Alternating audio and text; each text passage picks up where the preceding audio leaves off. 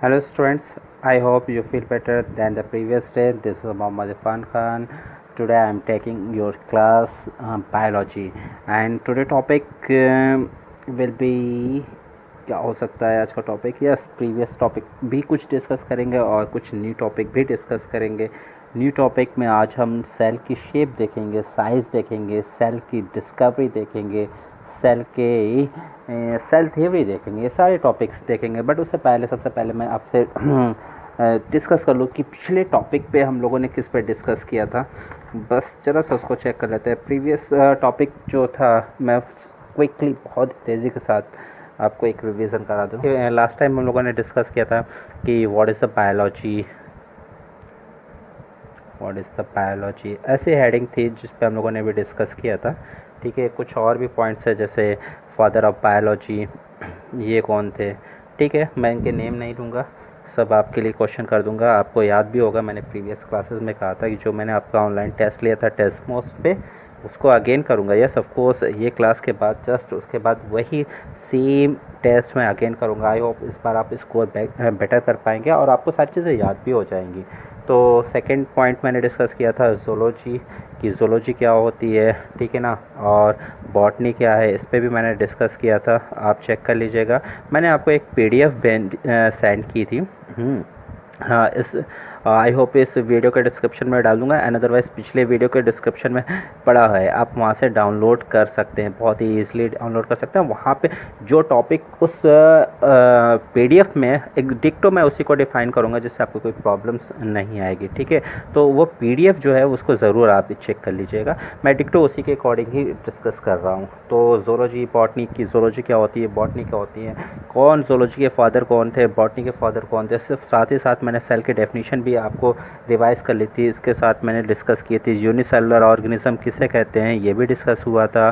फिर multi cellular organism कहते हैं किसे कहते हैं, ये भी मैंने डिस्कस कर लिया था। एग्जाम्पल भी इसका डिस्कस किया था। आई होप आपको मेरी राइटिंग क्लियर दिख रही होगी। अभी मैं थोड़ा इम्प्रूव कर लेता हूँ। एक क्वेश्चन था जो बार बार आता है एग्ज़ाम में, आपके इस 9th के एग्ज़ाम में आएगा, एज वेल एज कंपटीशन में भी एक आता है कि why cell is called the structural and functional unit of life. Why cell is called structural and functional unit of life। मैं आपको अभी से एक इम्पॉर्टेंट क्वेश्चन बता दे रहा हूँ, आपका कभी भी जब एग्ज़ाम होगा ये क्वेश्चन मैं डेफिनेटली देने वाला हूँ। कुछ और भी मैंने हेडिंग्स मेंशन की थी, याद आ रहा है मुझे। मेटाबॉलिक एक्टिविटीज़, वो एक्टिविटीज़ जो सेल के इनसाइड होती हैं, मेटाबॉलिक एक्टिविटीज़। ठीक है, इस पर भी मैंने डिस्कस किया था और आपकी नोट्स में भी मेंशन है। ठीक है, सेलुलर मेटाबॉलिज्म, सेल के अंदर होने वाली एक्टिविटीज़, सेलुलर मेटाबॉलिज्म, इस पर भी डिस्कस हो गया था।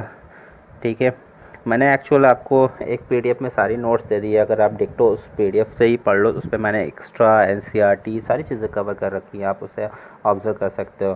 फिर मैंने प्लांट सेल्स जो सबसे इंपॉर्टेंट है, देखिए 2 इंपॉर्टेंट क्वेश्चन, एक ये इंपॉर्टेंट क्वेश्चन, सेकंड क्या था, मैंने आपको प्लांट सेल साथ ही साथ एनिमल सेल, इस पर भी डिस्कस किया था और इनमें क्या डिफरेंसेस है, एनिमल सेल और साथ ही साथ इनमें डिफरेंसेस, जो डिफरेंसेस है ये बड़े इंपॉर्टेंट है। ये भी एक क्वेश्चन है जो इन फ्यूचर्स आपको एग्ज़ाम में आएगा, मेरे थ्रू दिया जाएगा। ठीक है, और ये डैम श्योर आने वाले क्वेश्चंस है, बड़े इंपॉर्टेंट। ये सारे जो टॉपिक्स थे ये सब का डिस्कशन हम लोगों ने प्रीवियस वीडियो में कर लिया है। बस मैंने इसको नॉर्मली ऐसे ही रखा है कि जो न्यू स्टूडेंट्स है जो फर्स्ट टाइम ये वीडियो देख रहे हैं वो डिस्कस कर ले, मेरे वीडियो को ऑब्जर्व कर लेंगे, वहाँ पे है। और साथ ही साथ मैंने इसका एक एनिमेशन बना के रखा है, एनिमेशन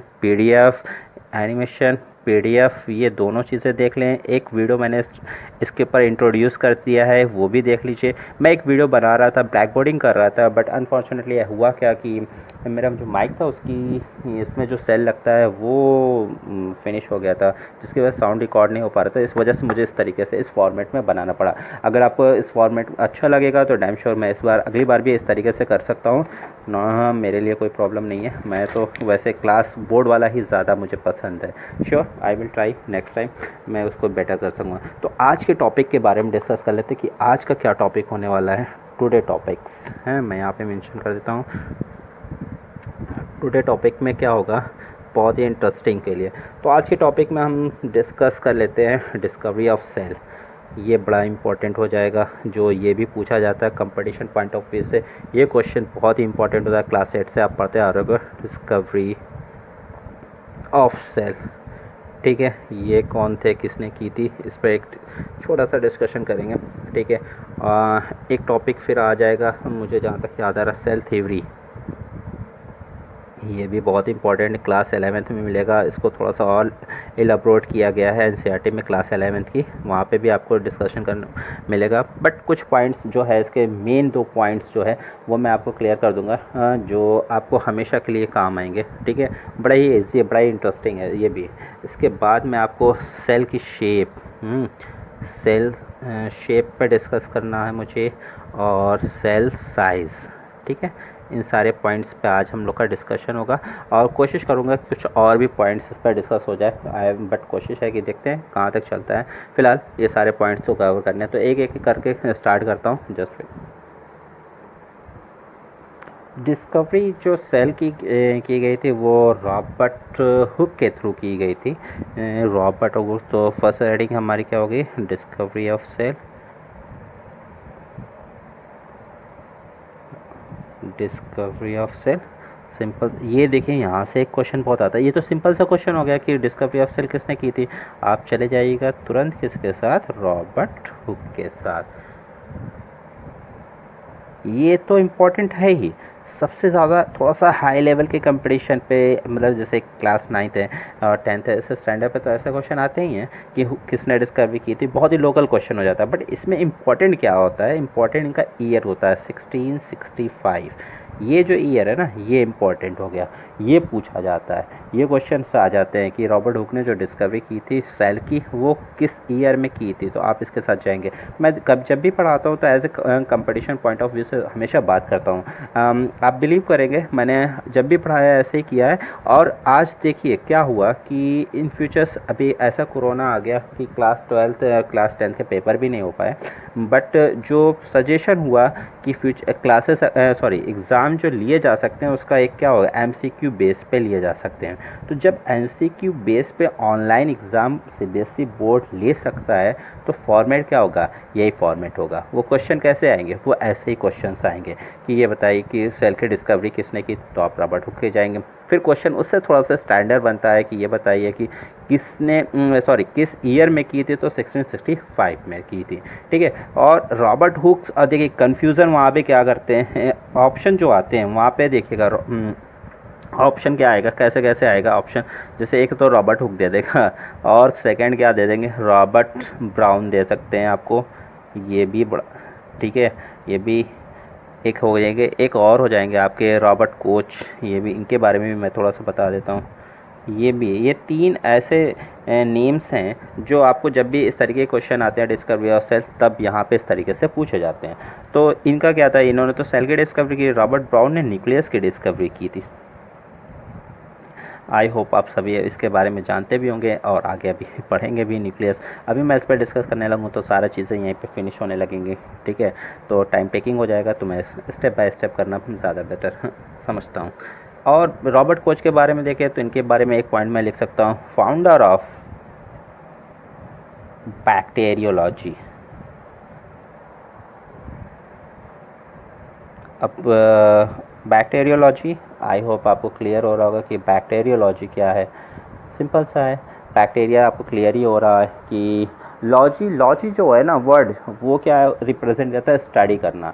तो बैक्टीरिया की स्टडी करना, बैक्टीरियोलॉजी। ज़ूलॉजी, मैंने लास्ट टाइम आपसे कहा ना, मैंने प्रीवियस क्लासेस में वो सारी बॉटनी ज़ूलॉजी डिस्कस किया है।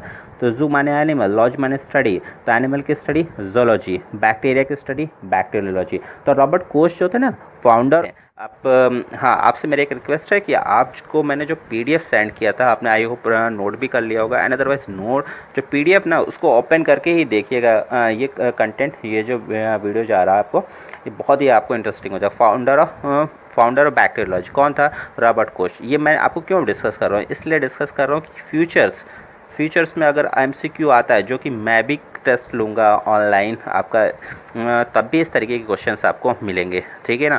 तो Robert Hooke, Robert brown, Robert Koch, founder of bacteriology, और इन्होंने ट्यूबरकुलोसिस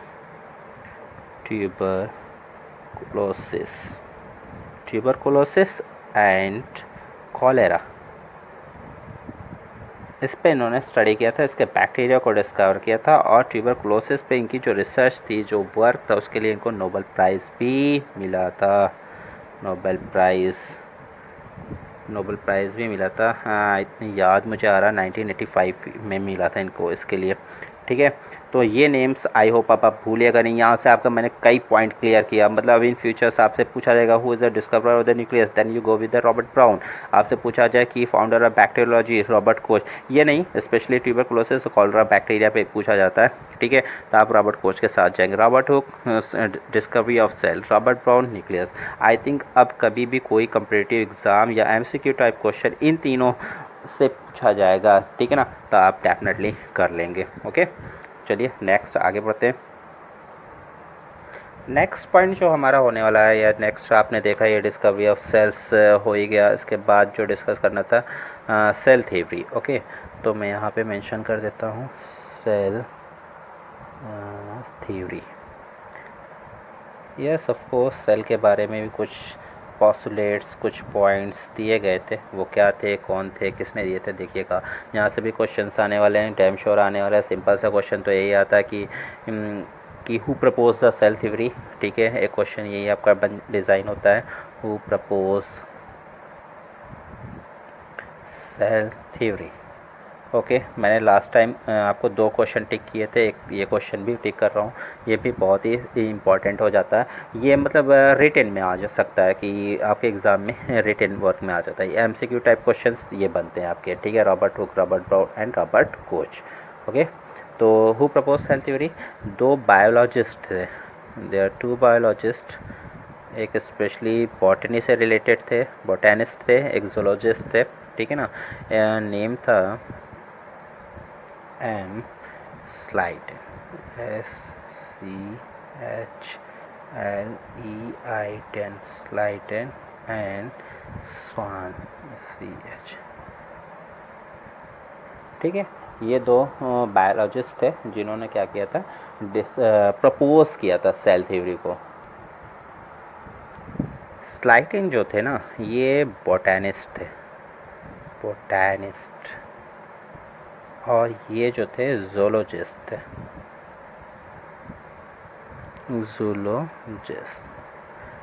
ठीक है। ये दोनों लोग क्या कर रहे थे, टिश्यू पे, सेल पे स्टडी कर रहे थे, ठीक है।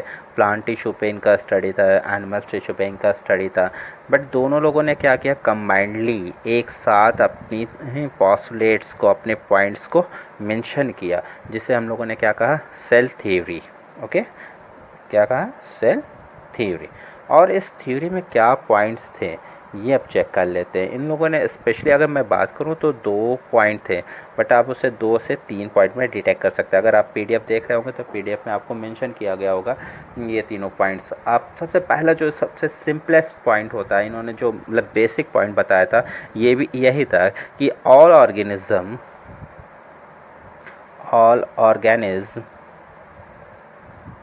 is composed of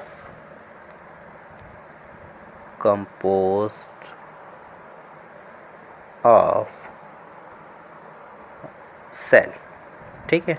ये फर्स्ट पॉइंट हो गया। ऑर्गेनिज्म में मोस्टली आप माइंड में मेंशन करके चलेंगे प्लांट, ठीक है ना, और एनिमल्स। आप ये बातें ध्यान रखिएगा तो सारी चीज़ें आपकी क्लियर होगी, प्लांट्स एंड एनिमल्स। तो इनका कहना था कोई भी ऑर्गेनिज्म है, ठीक है ना, जो लिविंग स्टेट में है, लिविंग थिंग कैरेक्टर को शो करता है, ठीक है, वो सब किसके बने होते हैं, सेल्स के बने होते हैं। और इन्होंने ये भी बताया था कि जो सेल हो है बेसिक यूनिट, ठीक है, जहाँ सेल क्या है, cell is a basic unit of life, cell is basic, basic समझ रहे हैं ना आप, बेसिक मतलब सबसे जो मिनिमम कोई भी ऑर्गेनिज्म है जो उसकी सिंपलेस्ट यूनिट हो सकती है, ठीक है ना, वो क्या होगी, सेल होगी। Cell is a basic unit of life. देखिए मैंने 2 पॉइंट मेंशन किए हैं यहाँ पे, यूनिट ऑफ लाइफ कहा, लाइफ की जहाँ मैं ऑर्गेनिज्म भी कह सकता हूँ, ठीक है ना। यहाँ ऑल लाइफ तो फिलहाल वो बेटर नहीं लगेगा स्टेटमेंट, बट लाइफ की मीनिंग भी आप यहाँ पे कंसीडर किसको करेंगे, प्लांट एंड एनिमल्स को ही कंसीडर करेंगे, ठीक है। अब यहाँ पे कुछ एक्सेप्शन भी आता है। एक्सेप्शन क्या आता है, वायरस। वायरस क्या है, इसका एक्सेप्शन है। अब देखिएगा थोड़ा सा हायर स्टैंडर्ड पे जाके ये पॉइंट्स मैं बनाता हूँ एग्ज़ाम पे। वायरस, वायरस तो पूरी आज हम और आप ऑनलाइन ये वीडियोस वॉच कर रहे हैं किसकी वजह से जानते हैं, वायरस की वजह से, डैम श्योर आप उसका नेम भी जानते हैं। और मैं तो लाइफ टाइम नहीं बोल सकता, लाइफ टाइम तो कोई भी नहीं बोल सकता, बट मैंने किसी को खो दिया इसी कोरोना वायरस में, वो कौन था, वो मेरी मॉम थी। सो देखते हैं वायरस के बारे में। तो वायरस के यहाँ पे क्या सेल थ्योरी से क्या कनेक्शन हो रहा है, सेल थ्योरी से कनेक्शन ये हो रहा है कि ये सेल थ्योरी को फॉलो नहीं करता, ठीक है ना। अगर कोई क्वेश्चन आता है कि विच ऑर्गेनिज्म, ठीक है ना, not follow the cell theory, या which is the exceptional of cell theory, exceptional, I repeat my words, exceptional, अपवाद, ठीक है ना, जो फॉलो ना कर रहा हो वो कौन है, वो वायरस है। वायरस क्या करता है, सेल थ्योरी को फॉलो नहीं कर रहा है। इसमें मैंने 2 पॉइंट स्पेशली बोला, क्या बोला कि ऑल ऑर्गेनिज्म, मैंने क्या स्पेशली स्लाइडेन एंड स्वान ने बोला कि all organism is compose of cells, सारे ऑर्गेनिज्म किससे बने होते हैं, सेल से बने होते हैं, और cell is a basic unit of life. जहाँ पे मेटाबॉलिक एक्टिविटीज़ होती है, कहाँ पे है, जहाँ पे मेटाबॉलिक एक्टिविटीज़, मेटाबॉलिक एक्टिविटीज़ होती है, ठीक है ना। ये क्लियर हो गया। तो सेल थ्योरी, अब question who propose the cell theory, तो आप चले जाएंगे स्लाइडेन, ठीक है, एंड स्वान के साथ। तो बॉटनिस्ट एंड जोलॉजिस्ट, एक बॉटनिस्ट एक जोलॉजिस्ट थे, दोनों लोग स्टडी कर रहे थे प्लांट टिश्यू, प्लांट सेल पे। उन लोगों ने क्या किया, एक थ्योरी प्रपोज की कंबाइंडली साथ में आके, जिसे हमने क्या किया, सेल थ्योरी का। इसमें 2 पॉइंट्स आए, स्पेशली पॉइंट्स जो था क्या है कि all organism is compose of cell and cell is the basic unit of life. वहाँ पे ये जो बेसिक यूनिट है उसी में क्या होती है, मेटाबॉलिक एक्टिविटीज़ होती है, मीन्स सेल के अंदर होने वाली एक्टिविटीज़। और एक पॉइंट अगर मैं मेंशन करूं कि जो जैसा कि आप नोट्स में भी ऑब्जर्व किए होंगे, ठीक है, मैं यहाँ पे मेंशन कर दे रहा हूँ, तो आप थोड़ा सा फोकस कीजिएगा, 1 एंड 2, ये 3rd पॉइंट कि every organism start its life as a single cell. जितने भी ऑर्गेनिज्म हैं, कोई भी ऑर्गेनिज्म है, ठीक है ना, यस ऑर्गेनिज्म, कोई भी ऑर्गेनिज्म है वो अपनी लाइफ सिंगल सेल से ही स्टार्ट करता है। कोई ऐसा नहीं है जो मल्टी सेल से आ रहा है, सारे ऑर्गेनिज्म क्या है, सिंगल सेल से ही आ रहे हैं, बॉर्न हो रहे हैं, ठीक है ना। तो आई होप आपको सेल थ्योरी के ये 2 पॉइंट्स भी क्लियर हो गए होंगे। तो पहला क्वेश्चन क्लियर हो, propose cell theory. Second question कि ये क्वेश्चन डिज़ाइन होगा कि cell theory, what is a cell theory. तो आप सेल थ्योरी जब भी आएगा तो आपको स्पेशली 2 पॉइंट्स लिखना है, और ये 3rd पॉइंट्स भी आप उसमें मेंशन करेंगे या कर सकते हैं, ठीक है। बट जो बेसिक पॉइंट था ये दोनों था। बट अभी इंटरेस्टिंग थिंग और भी है इसमें, एक और पैथोलॉजिस्ट थे, ठीक है ना, रुडोल्फ विर्चॉव, उनके बारे में उन्होंने भी क्या किया, कुछ इसमें एडिटिंग की, कुछ सेल थ्योरी को एक्सपैंड किया। देखते हैं रुडोल्फ विर्चॉव ने क्या कहा, ये देख लेते हैं, चेक कर लेते हैं। कुछ नहीं, बस एक पॉइंट्स इन्होंने ऐड कर दिया। इनका कहना था कि ऐसा है, किससे कहना था इनका, कुछ नहीं, स्लाइडन ने स्वान से कहा, भाई सारी चीज़ें आप ही लोग कर लोगे तो मैं भी तो कुछ करूँगा मैं भी तो कुछ करूँ। तो इन्होंने सोचा भी करूँ तो क्या करूँ, इन्होंने कहा ठीक है मैं भी कुछ स्टडी करके कुछ ना कुछ तो इम्प्रूवमेंट कर ही दूंगा। तो इन्होंने एक पॉइंट मेंशन किया था, वो इन्होंने बताया कि ठीक है, इन्होंने स्लाइड एंड स्वान से मेंशन करा कि जो आप लोगों ने बताया वो दोनों पॉइंट्स ठीक है, बट एक पॉइंट्स मेरा भी मेंशन कर लीजिए। वो क्या था, इन्होंने कहा कि इन्होंने एक स्टेटमेंट था वो 1885 में मेंशन किया था, 1885 में 1855 में मेंशन किया था। वो क्या था, सिर्फ एक सिंपल सा स्टेटमेंट कि all cells are arising from their pre-existing cell। कहते हैं all cells are arising from their pre existing cells. कोई भी सेल्स होगी वो अपनी पिछली सेल से ही बनी होगी। यहाँ पे मैं एक पॉइंट और इसमें ऐड कर दूँ, by cell division, by cell division. Cell division के थ्रू क्या होते हैं, कोई नई सेल का फॉर्मेशन होता है और किसके थ्रू होता है, पहले वाली से। ओके तो थोड़ा सा मेरी राइटिंग आपको ओवर हो गई, बट आई विल मेंटेन, मैं मेंटेन कर लूँगा अभी। तो मैंने आपको एक पॉइंट्स और भी ऐड कर दिया। तो अब सेल थ्योरी का जो देखा जाए सेल थ्योरी, तो अब पहले एक बार रिपीट कर देता हूँ मैं again. All cells are arising from pre existing cell. आप इसको ऐसा समझ लीजिए, कोई सेल है, ठीक है ना, सपोज दैट ये सेल है, चाहे वो प्लांट सेल आप कंसिडर कर लीजिए चाहे एनिमल सेल। तो ये क्या होगी, डिवाइड होगी, डिवाइड होके 2 में कन्वर्ट हो जाएगी, 1 एंड 2। तो ये सेल, ये क्या हुई, न्यू सेल हुई, ठीक है ना, ये क्या हुई, ओल्ड सेल हुई, या इसे हम प्री एग्जिस्टिंग सेल भी कह सकते हैं, ठीक है, ये न्यू सेल्स है। ओके तो ये जो न्यू सेल्स आई है वो कहाँ से आई है, अपनी प्री एग्जिस्टिंग सेल, अपने पहले वाली सेल से आई है।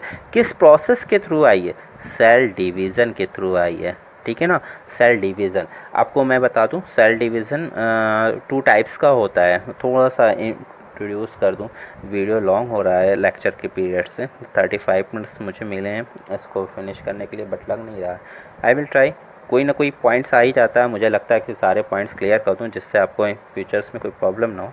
सेल डिवीज़न जल्द थोड़ा सा एक व्यू ले लेता हूँ। सेल डिवीज़न, ठीक है ना, सेल डिवीज़न मैंने बोला 2 टाइप्स का होगा, थोड़ा सा आपके माइंड में रहेगा तो फ्यूचर्स में काम आएगा। 2 टाइप्स का, एक हो जाएगा आपका माइटोसिस, ठीक है, एक होगा मियोसिस। माइटोसिस में क्या होती है, कोई भी सिंगल सेल होगी, ठीक है, वो डिवाइड होके 2 डॉटर सेल्स या 2 न्यू सेल्स का फॉर्मेशन करती है, जिसे हम मदर सेल भी कह सकते हैं और इसे हम डॉटर सेल भी कह सकते हैं। मियोसिस में बस सिंपल सा ऐसा है कि 1 सेल जो होगी वो क्या होगी, 4 सेल, फाइनली क्या करती है, 4 सेल का फॉर्मेशन करती है। एक सेल से मतलब 4 सेल का फॉर्मेशन होगा। इस प्रोसेस को हम मियोसिस कहते हैं। ये क्या होती है, माइटोसिस हमेशा सोमैटिक सेल में होती है, सोमैटिक सेल, सोमैटिक मतलब बॉडी सेल, सोमैटिक सेल में, और मियोसिस हमेशा जर्म सेल, या इसे हम सेक्स सेल भी कहते हैं, या इसे हम गैमीट्स भी कहते हैं, या सिंपल वे में हम कह सकते हैं मेल और फीमेल स्पर्म। थोड़ा सा और भी क्लियर करने के लिए, स्पर्म एंड ओवम, ठीक है ना, ये गैमीट्स होते हैं जहाँ पे ये डिवीज़न होता है। तो फाइनली बात चल रही थी सेल, रुडोल्फ विर्चॉ की बात चल रही थी। रुडोल्फ विर्चॉ एक पैथोलॉजिस्ट थे। इन्होंने 1855 में एक स्टेटमेंट अपना ऐड कराया, किस में कराया, सेल थ्योरी में। सेल थ्योरी में 2 पॉइंट्स थे, मैं यहाँ पे मेंशन कर रहा हूँ। सेल थ्योरी में एक पॉइंट था कि जितने भी ऑर्गेनिज्म होते हैं, ऑल ऑर्गेनिज्म, जितने भी ऑर्गेनिज्म हैं, सारे ऑर्गेनिज्म क्या होते हैं, सेल से ही बने होते हैं, कंपोज होते हैं, और कोई भी हम ये जो जितने भी ऑर्गेनिज्म हैं उनकी जो बेसिक यूनिट है, बेसिक यूनिट वो भी क्या है, सेल ही है, ठीक है ना। थर्ड विर्चॉ ने उसमें ऐड कराया कि यस, उन्होंने कहा कि मैं आप दोनों की बात मान लेता हूँ, किसकी, स्लाइडेन एंड स्वान की।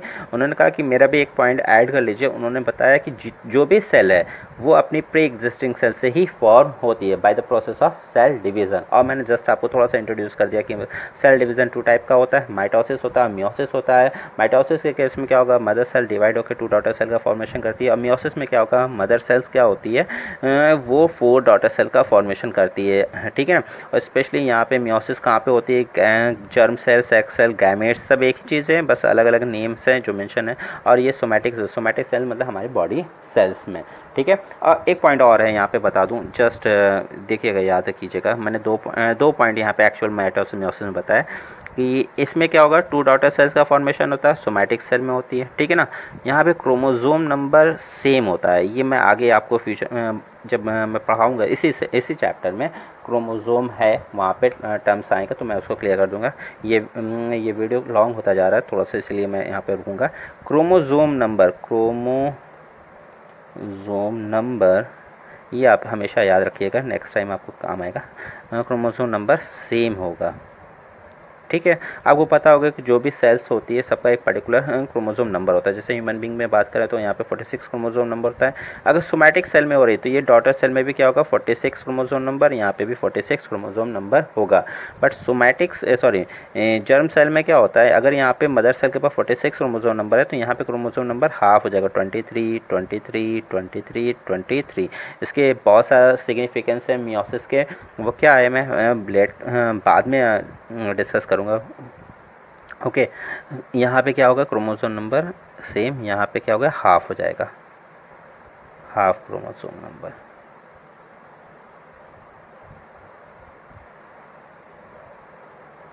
ओके, थोड़ा सा वीडियो मैं लॉन्ग करूँगा, जस्ट वेट। तो अब डिस्कस कर लेते हैं शेप ऑफ सेल्स, जो हमारी नेक्स्ट हेडिंग होने वाली है। हमारी जो नेक्स्ट हेडिंग होगी वो क्या हो जाएगी, शेप ऑफ सेल, ठीक है। शेप ऑफ सेल, तो डेफिनेटली आप अगर PDF देख रहे होंगे तो उसमें आपको मेंशन किया गया होगा शेप ऑफ सेल। जितनी भी सेल्स हैं अलग अलग ऑर्गेनिज्म है हमारे बॉडी में, अगर हम ह्यूमन बॉडी में देखना है तो अलग अलग टाइप्स की सेल्स हमारे बॉडी में प्रेजेंट है, एक जैसे सेल्स नहीं है, ठीक है। अगर हम बात करते हैं बैक्टीरिया की तो बैक्टीरिया की सेल्स भी अलग होगी, ठीक है, अलग फॉर्मेट होता है उनका, कुछ रफली स्ट्रक्चर्स इस तरीके से होगा, आपको याद होगा। अभी एक इमेज भी मैं बहुत ज़्यादा टाइम टेकिंग नहीं करना चाहता, ओके। इस तरीके से बैक्टीरिया आपकी मेंशन होगी। ईस्ट आपने देख रहे होंगे, ईस्ट में मैंने ऐसा कुछ डायग्राम मेंशन कराया है आपको, ओके। मैं रफली डायग्राम यूज़ कर रहा हूँ, ठीक है। और ऐसे सारे स्ट्रक्चर्स आपके उसमें बने हुए होंगे, क्लियर। अगर मैं ऐसे ही बात कर लूँ अमीबा, यस, इसमें एक अमीबा इंटरेस्टिंग हो जाता है। अमीबा, इन भाई साहब से मिलिए, ये सबसे इंटरेस्टिंग है, इनकी कोई शेप ही नहीं है, ठीक है।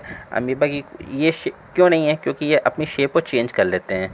कैन, मैं ऐसे लिख सकता हूँ, कैन चेंज देयर शेप, ये अपनी शेप को क्या करते हैं, चेंज करते रहते हैं, इसलिए इनकी कोई भी परफेक्ट फिक्स शेप नहीं होती, ओके। अगर नर्व सेल की बात करें, नर्व सेल आपको ट्री जैसा दिख जाएगा, नर्व सेल ये ट्री लाइक हो जाएगा, ट्री लाइक, ओके।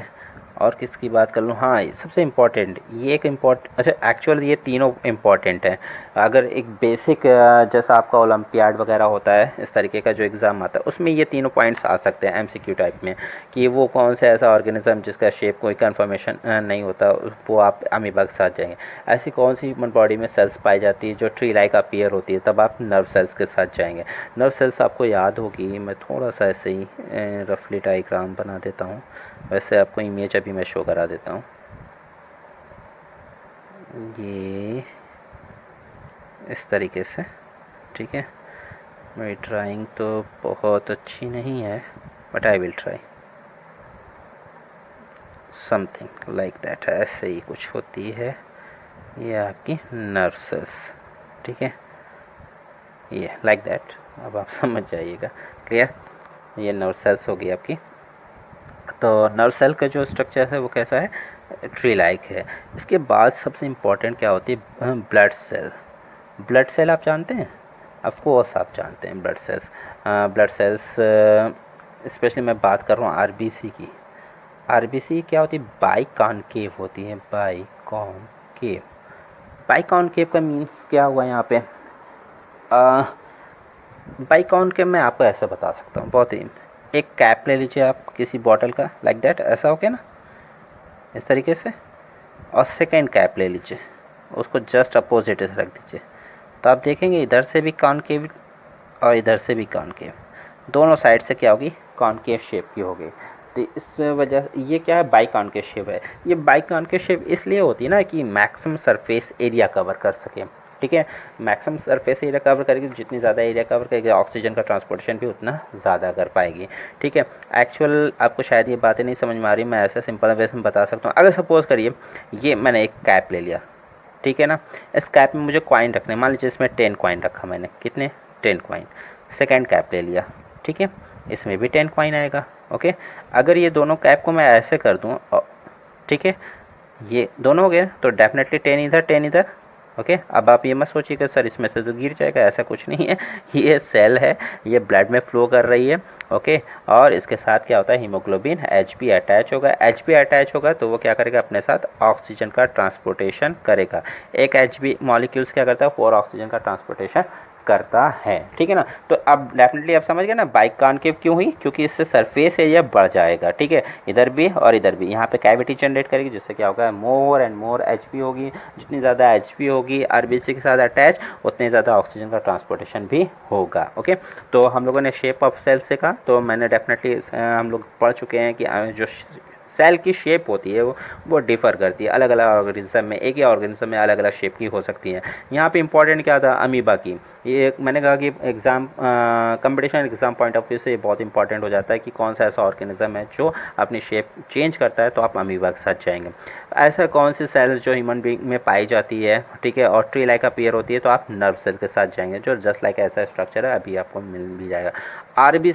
आरबीसी की ये पूछा जाता है, ये थोड़ा सा स्टैंडर्ड क्वेश्चन बनता है कि ये बताइए कि कौन सी ऐसी ब्लड सेल्स है, क्योंकि ब्लड सेल्स में आपको पता होना चाहिए कि डब्ल्यूबीसी भी यहाँ पे प्रेजेंट होगी, प्लेटलेट्स भी होती है, ठीक है, ये भी डब्ल्यूबीसी भी होगी, प्लेटलेट्स भी होगी और आरबीसी भी होगी। तो इनमें से कौन सी इनमें से ऐसी कौन सी सेल है जिसका नेचर बाइकॉन्केव होता है, तो आप किसके साथ जाएंगे, आरबीसी के साथ। नेचर कह लूँ या शेप कह लूँ, और क्यों होता है ये थोड़ा सा और उससे स्टैंडर्ड क्वेश्चन हुआ, वो इसलिए होता है क्योंकि ये मैक्सिमम सरफेस एरिया को कवर करता है।